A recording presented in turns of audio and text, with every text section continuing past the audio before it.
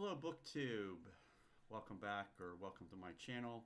My name is Glenn. This is Glenn's Bookshelf, and today I am going to be taking on the tag for 20 Bookish Questions. This is a tag created by The Active Mind, and I was tagged by Joe at Joe's Book and Movie Corner. So let's get started. 20 questions. Question 1. How many books is too many books in a series? Well, I can't say that I don't think anything I've read really counts as a series. I've read books by an author that feature the same character that I guess could be understood as a series, but they're standalone books. But I think that if I were reading a series of books that were all sort of pretty interlocked, that I would not want to read more than 3. So I'd say 4 is the limit there. Let's see. Question 2. How do you feel about cliffhangers? This might be related to the previous question. I guess I don't love them, but I do think they can be an incentive to read the next book that the author wrote, if that's the intent. And I recently finished Len Deighton's Berlin Game, which is the first of a trilogy of books written involving a British,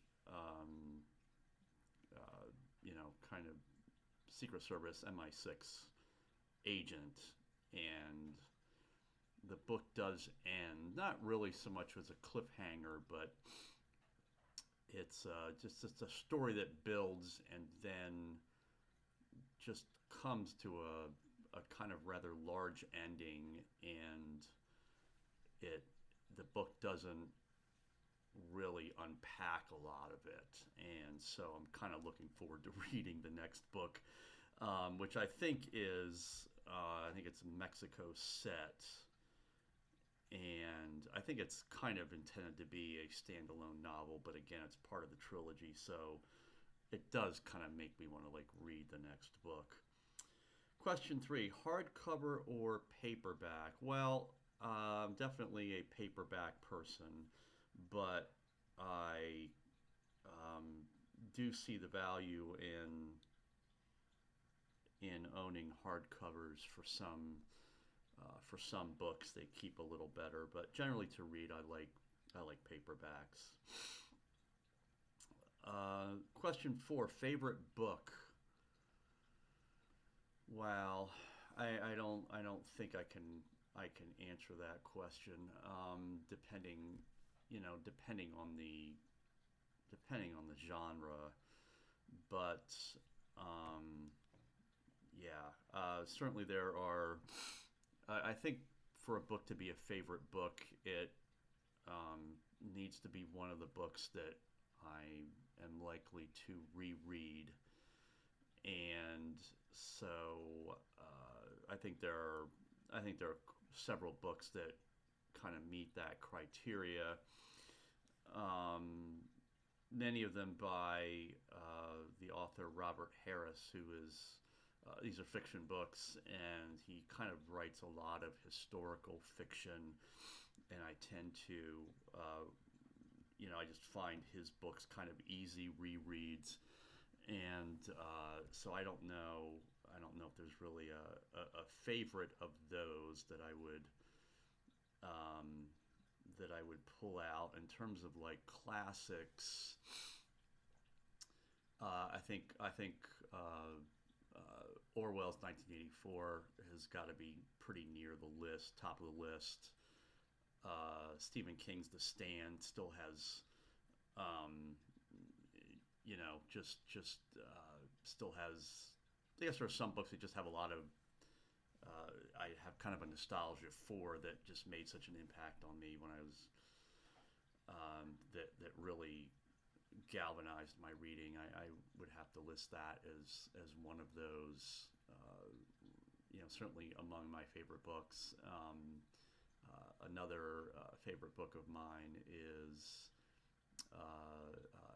Henry Nguyen's The Road to Daybreak. It's a kind of a spiritual memoir. It's another book that I have reread several times. All right, next question. Well, very similar question. Favorite author. And here I had to say, like right now, my favorite author is Robert Harris, who I just mentioned. He's done several books that I have read a couple of times. Just to give you some examples, here is the book Archangel. This is set in 1990s Russia. Pretty fascinating account of an American professor who is over in Russia for a conference, and he gets caught up in some intrigue involving some ex-KGB officials, and there are rumors of a descendant of Joseph Stalin being around, and so he goes in search of this evidence, and that's pretty fascinating. And this is a somewhat similar book. I've also read this a couple of times. This is Fatherland. This is more of an alternative history. It's one of those histories that imagines that the Nazis won World War II, or at least won much more control than they literally did. And so this book is the story again of an American who is, or I'm sorry, no, I'm getting confused with someone else here. This is a book about there is an American involved. There's a woman involved. I don't know if she's a journalist. I think she might be, but sort of the main protagonist is actually a German policeman, and he's a former. I think he's cast as a former. He was in one of the U-boats, but he is investigating a murder, and he gradually discovers that it's tied to some very dark secrets that if these secrets are brought to light, it could bring an end to the reigning Nazi regime, which is, I think the book is set in like 1964, and I think Hitler is still alive at this stage, but not at all well. But pretty fascinating story. And there are several other books that he has done that cover historical events, and he sort of fictionalizes them and gives you some characters that kind of round out the story. Pretty fascinating. Okay, next question. Ideal book length. Ooh. I did a video a little while ago about, sort of the big chunky books that I've read, but I've become much more of a shorter book reader. I think about 300 pages is a good length. I've read a few books recently that I've liked that were a little bit more than that, and that was fine. But I think 300 pages is about enough to provide something that has substance without it being too long that it becomes discouraging.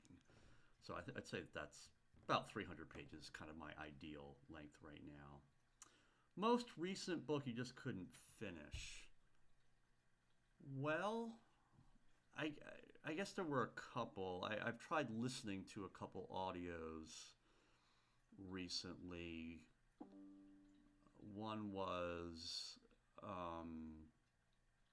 A Tale of Two Cities by Charles Dickens, and I tried a couple different narrators, and I just couldn't. I just couldn't. After a certain point, I just couldn't keep going with the story. It just wasn't appealing enough. I'm certain that I will come back to that book at some point, but so just took a couple shots at finishing that and just couldn't. I also tried listening to Thomas Hardy's The Return of the Native.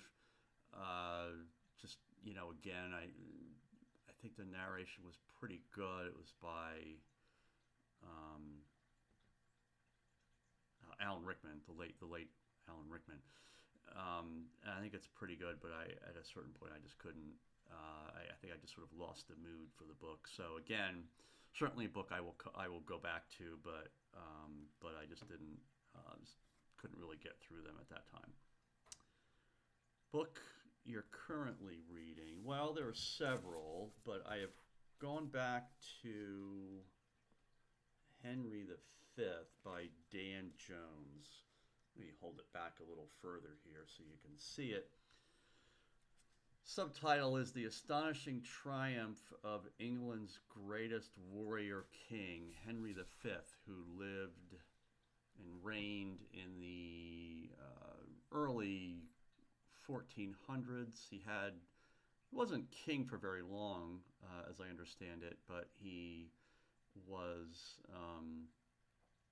played a fairly significant role in England's history, and I like the author Dan Jones. I've read several histories of his, and just sort of again, it was a book I had picked up a while ago and started to read and sort of set aside. So have come back to it, and so that's what I've got. That's what I've got going on right now.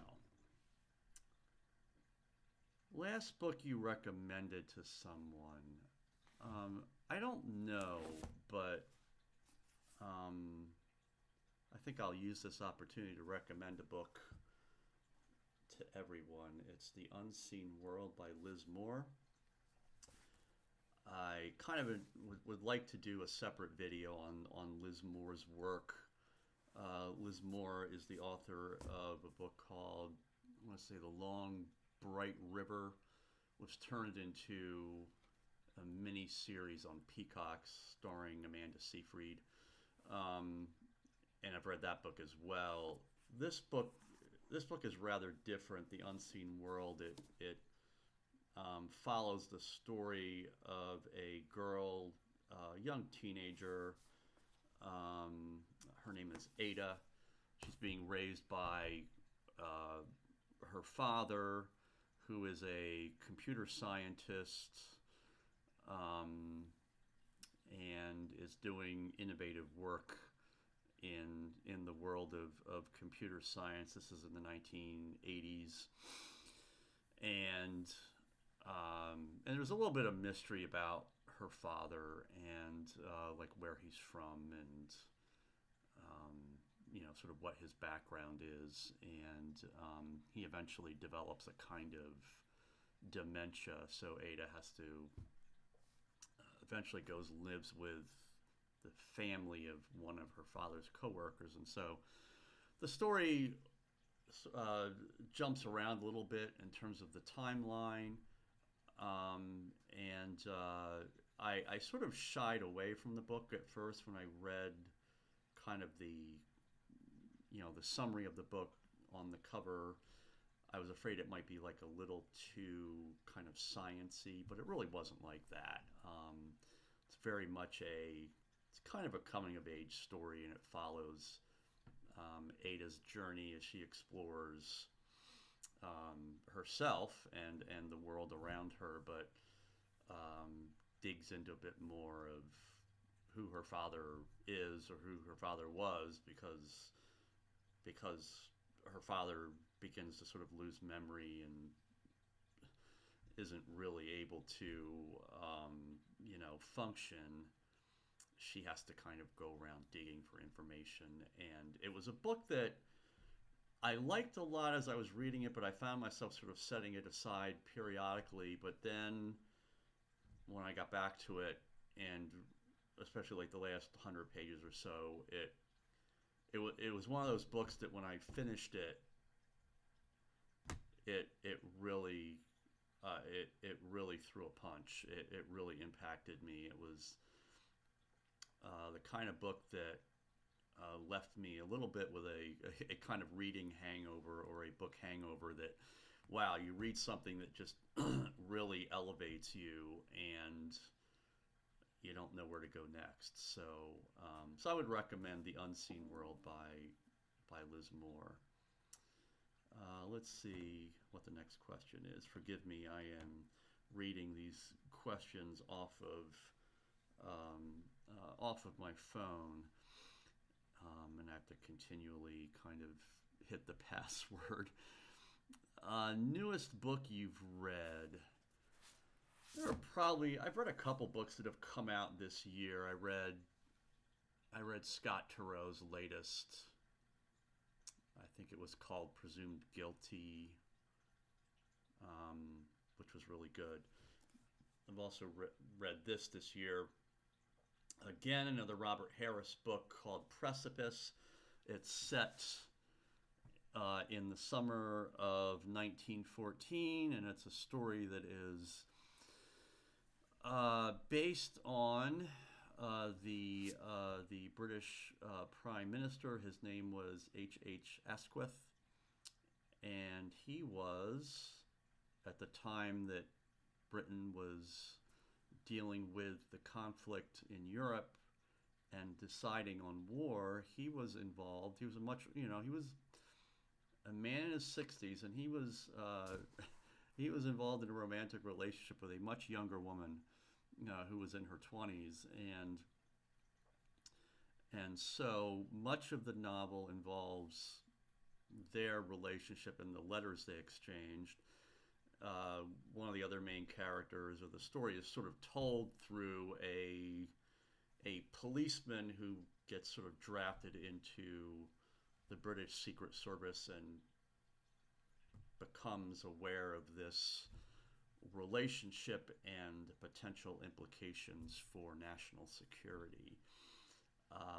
It's a story that is based quite a bit on fact, in the sense that, again, it's much of the relationship we see between the Prime Minister and this younger woman takes place through letters, and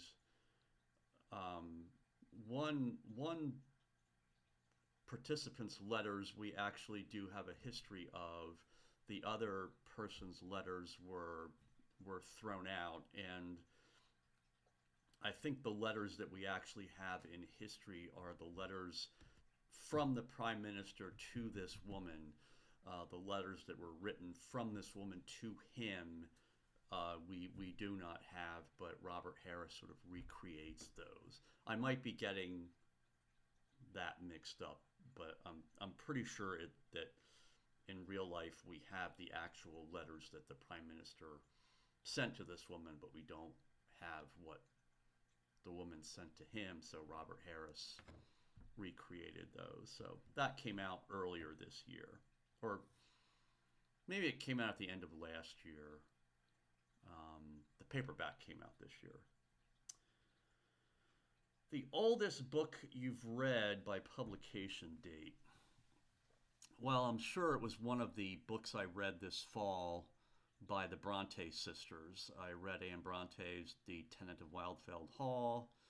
I read Emily Bronte's Wuthering Heights, and most recently I read Charlotte Bronte's Jane Eyre. So, and I don't recall which of those books came out first. They were all published in the mid-1840s. I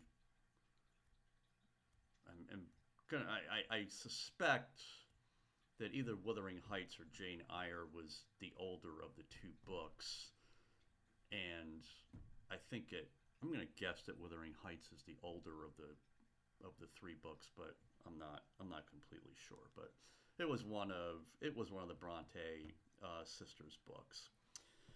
Question number 12: plays or short stories? Well, I'm not much of a reader of plays, so I would have to say short stories. And there are some short story collections um, I have enjoyed.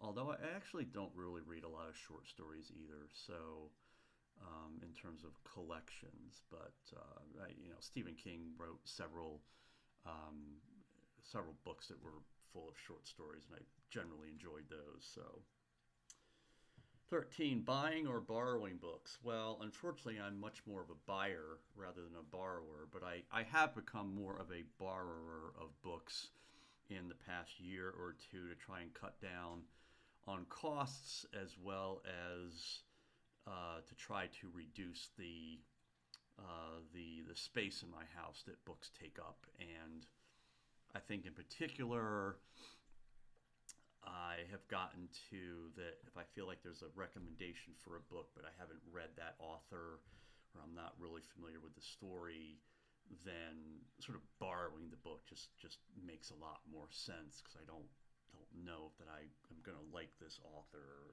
or what have you. If it's an author that I know whose work I like Robert Harris, or someone like that, or some classics, I'm going to be inclined to buy those. Let's see. Question 14: book you dislike that everyone else seems to love. Ooh, I know I'm going to get myself in trouble for this. In one case, it's a book that I'm sure I will get back to and I will like. It is well, now the name escapes me. The Great Gatsby. I have taken a couple shots at reading that, and it just hasn't done it for me. But I'm optimistic. It's a fairly short book. I know a lot of people like it, and I imagine that if I get back to it and give myself to it, it's a book that I will appreciate. But I just haven't quite been able to get through it. The other book I'm gonna put up for this is Stoner by John Williams. Everyone I think I've heard on BookTube loves this book, and it's incredibly well written. I think the story baseline foundation is really fascinating. I just found it really depressing. It was just this is a man who was raised on a farm, and his parents think he's going to come, take over the family business. This is in Missouri. Instead, he goes to college and gets enchanted with English literature, becomes a professor of English literature, and enters into what turns out to be an unhappy marriage. He runs into academic politics that frustrate his career, and I just found it a kind of just sort of a difficult book to read. Again, I the writing was terrific, really fantastic, but just the mood of the story and the circumstances of this man just were not. It was just sort of a heavy read. So I guess I just didn't enjoy this book like many people have. Book you can always reread. Well, I think I've mentioned a couple of those already, but again, I'd say Fatherland by Robert Harris and Archangel by Robert Harris. I've read those a couple of times. Number 17, can you read while hearing music? No, I think I used to. I used to be much more of a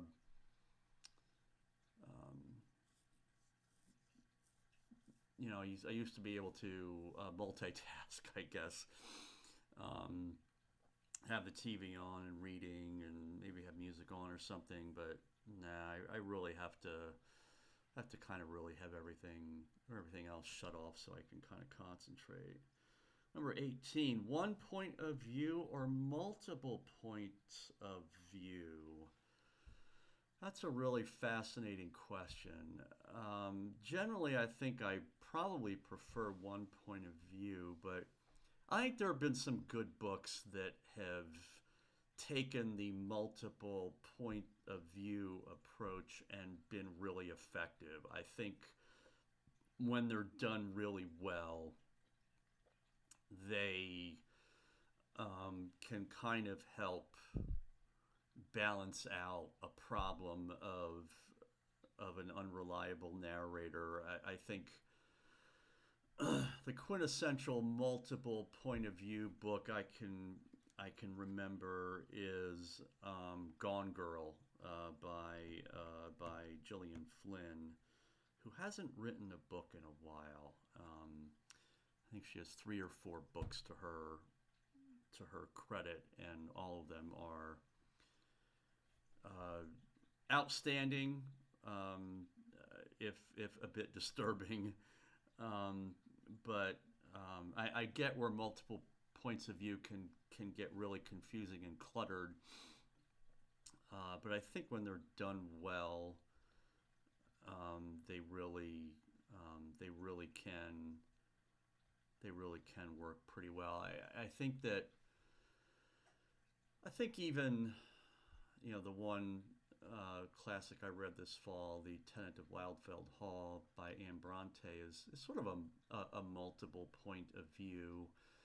You have kind of one of the male character's story starts first, and he becomes aware of this woman, the tenant of Wildfeld Hall, and then throughout the middle of the book we get her diary, so we get her experience and her point of view. So and so I think that worked pretty well too. So you're just not limited to just one character's point of view. Question 19, do you read a book in one sitting or over multiple days? I can't remember when the last time was I read a book in one sitting. So unless it was very, very short, and even then, generally more than one sitting. So multiple days, usually multiple weeks. For me, I'm kind of a slow reader. Question 20, tag people. I don't know who I'm going to tag. I'll decide that a little bit later. I don't want to, I'm still a little bit new here, and so I don't want to wear out the people I've already tagged.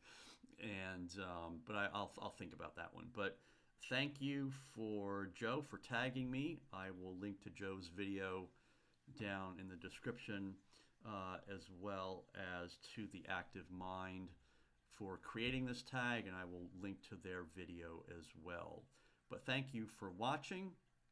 If you've read any of these books I've mentioned, I'd love to hear about it, and so please let me know your impressions of these books, or maybe how you would answer some of these questions down in the comments.